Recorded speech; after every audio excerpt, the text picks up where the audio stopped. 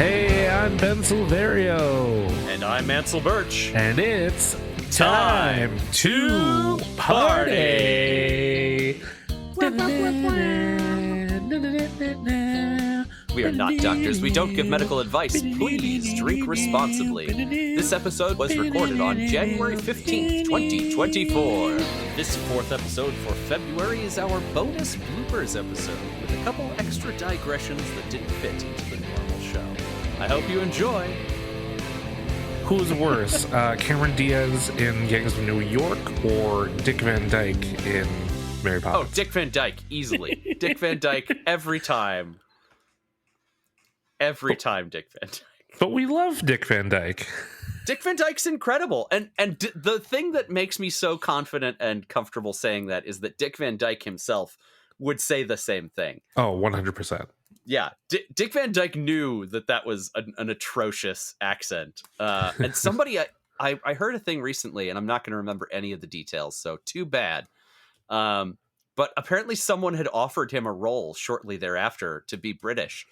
And he turned them down. He was just like, no. Did you see what I just... Did you see the thing that I just did? No. Were you paying attention? Oh, it was James Bond. He was offered James Bond. Oh. And he was like, no. Absolutely not. Could you imagine James Bond being that happy? I can. It would be delightful. Like... Who do you think would be today's like equivalent? Like Tom Holland, maybe? Of somebody who you could cast them as James Bond, but they would just make it a good time. This is a terrible choice, by the way, but I'm going to say it anyway. Chris O'Dowd. Just because A, I don't think he does a British accent. But B, he's just so happy. Yeah. Even when he's supposed to be kind of sad. Like I just watched the Big Door Prize on Apple TV Plus, and that's kind of a more dramatic role for him, but he's still kind of funny. Yeah, kind of like Jason Segel, like he's even when he's doing a serious role, he still has a hint of humor. Yeah, right. Well, it kind of reminds me of. Did you ever watch The Man Who Knew Too Little with? Oh God, why can't I think of his name? From Ghostbusters. Oh, this is so embarrassing. Bill Murray? Bill Steve Murray, Martin. thank you. Bill Murray. I know it wasn't Steve Martin. Yeah, no. He's not even in Ghostbusters. He's not in Ghostbusters. He plays an accidental spy. For the whole movie, he thinks that his brother has booked him an interactive theatrical experience. Oh my God. And so he takes nothing seriously the whole time. He thinks that the whole thing is being like recorded for television. And he keeps like complimenting the spies who are interrogating him and stuff on like, man, you guys make this so believable. I really thought that was happening for a second there. But I don't know. That feels like a happy Bond to me, is somebody who's just Bill like, Murray. just thrilled to be there. I know Leslie Nielsen like made fun of it with the Naked Gun movies, but like, sure. What if he was actually Bond? See, I'd watch that movie. It would be a weird choice on behalf on the part of the production company, but I'd watch it. I don't know why this name popped in my head, but what if Dev Patel was Bond? He's kind of skinny, but like I think he could pull it off. Yeah, I could see Dev Patel going through like the Marvel regimen and, beefing up a little bit to be Bond. That'd be fun. Yeah. Well, he could borrow the CGI from Life of Pi. Yeah, there you go. Ang Lee's not doing anything. Just hit him up. Did we ever hear about Idris Elba as Bond? Did that happen? I don't think anything serious has come about yet. But that'd be great. Give me that. Yeah, I think that would be great. He's a busy guy, but like I think this could be an interesting role for him. Yeah, well, and Bond is like a pile of money. Oh, sure. And it's at least 3 movies, right? So sure. And you can do it until you're dead. I mean, basically. Yeah. I mean, I don't know why Pierce Brosnan didn't do another one. Yeah, I don't know. He must have just gotten bored with it. Because like when I think of Bond, he's the one that typically comes up since he was Bond when I was a kid. That's really interesting because he is not my first thought for Bond. Oh yeah, because like he was my introduction to Bond. I didn't really follow spy stuff until later. So that's fair. He was my first Bond, but I still think of Sean Connery as Bond. Oh sure. Oh, Sean Connery. Oh, Sean Connery. The Spaniard from Highlander. I was going to say yeah, he's still a doctor. Dr. Henry Jones Sr. Yep, Dr. Henry Jones Sr. And, oh, God. What's the one where he wears the mankini? Oh my God. Anyway, that... You fix it in post.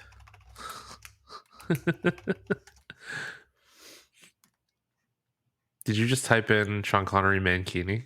I did. That is exactly what my Google search history says now. Tell me what movie it was. Zardoz. That's delightful. I still haven't seen Zardoz. I wonder if there's any side. Is there time travel in there? Can we get it into the show? Can we just squeeze in more Sean Connery in a mankini? More than it requires to be squeezed in.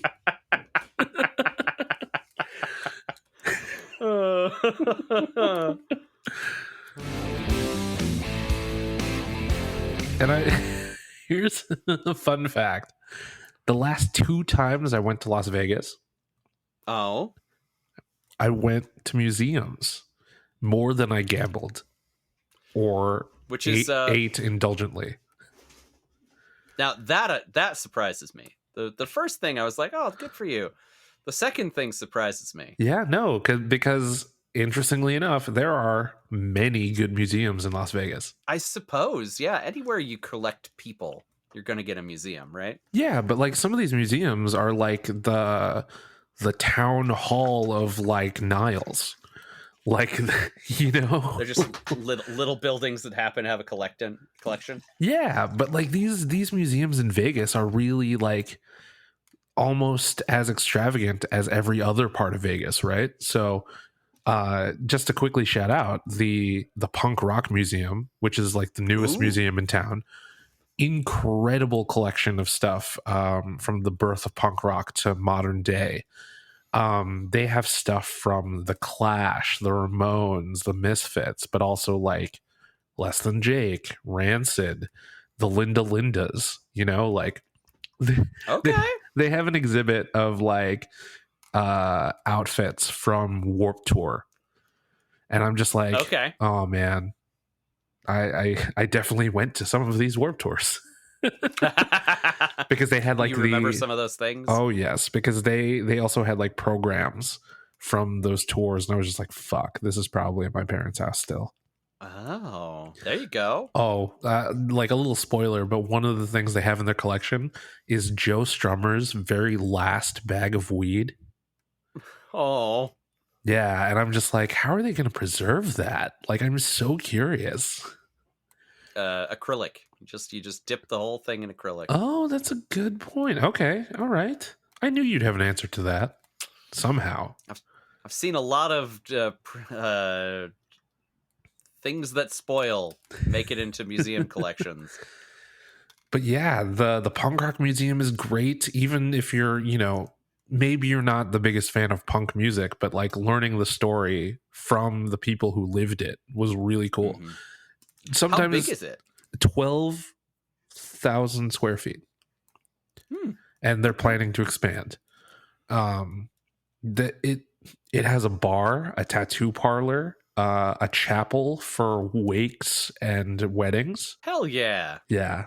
But their bar is pretty great because their happy hour is $5 anything. Oh shit. Yeah. So I ended up drinking with one of the museum curators.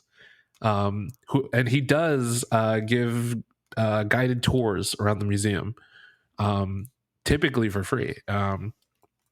But if you wanted a guided tour from like an actual touring musician, they offer those too whenever bands are in town. Really? Yeah, it's super cool. Like, that's wild. I cannot express how great the Punk Rock Museum is, but also the Burlesque Hall of Fame, the Mob Museum, the Neon Museum. They have like an atomic testing museum.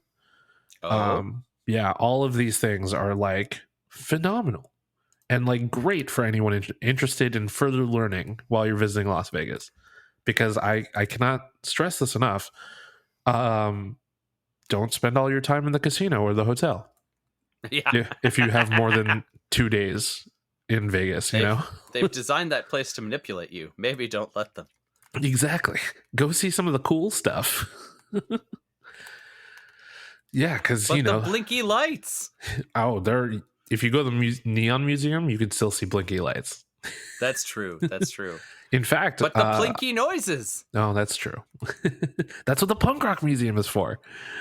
See, you got me. See, and I actually ended up going to like a punk club while I was in town because people at the museum bar were recommending it to me because they knew that I wanted to go see burlesque, and they were like, "Hey, there's this variety show going on over at the Double Down," and I'm like, "All right, I'll go check it out." And then I walk in and I see a shirtless clown stapling things to his head. A lot. And I'm just like, oh man, I've seen this a bunch because I've seen deathmatch wrestling, but seeing this in between like every act, I'm just like, oh well, maybe I should head out. Not to disparage this performer or his act or anything. I did also see a band that was named after Biff Tannen from Back to the Future. And I saw an amazing burlesque performer as Ebenezer Scrooge. Okay. Yeah. The makeup that they utilized was very good. I bet. Weirdly sexy. Did they do like facial hair and everything? Yeah, it was almost like Jim Carrey's, Scrooge. Interesting. Yeah, like with the mangled nose and like the gnarly chin, but then also hot lingerie under the sleeping gown.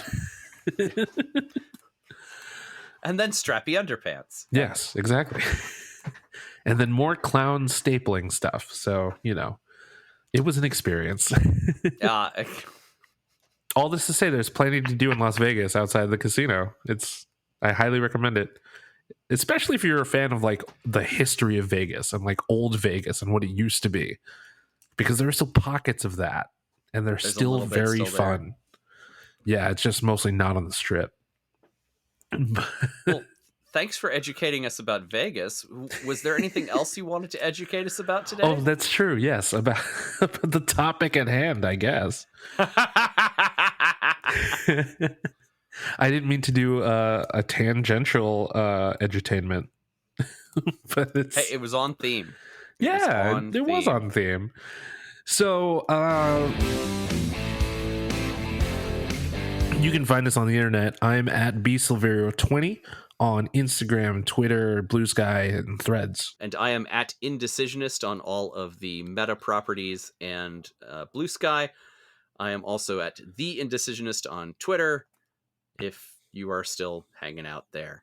You can join the conversation by using the hashtag time2party. That is time, the number 2 party. Or time, the number 2 party, all spelled out, thanks to Warwick. This has been an Indecisionist production. Special thanks to April Moralba for our podcast art, and to Marlon Longid of Marlon and the Shakes for our amazing theme song. Yes, and now that the month has come to an end, we hope you enjoyed our look at Edge of Tomorrow. Hopefully, it does not inspire you to live, die, and repeat. Hopefully, you just do the first thing. Just the first one. Yeah. Because that would be good. Live well. Yes. Live well. You only get one go. Absolutely. And join us again next month when we talk about a different movie. So until then, friends, be excellent to each other. And party on, dudes. Yeah.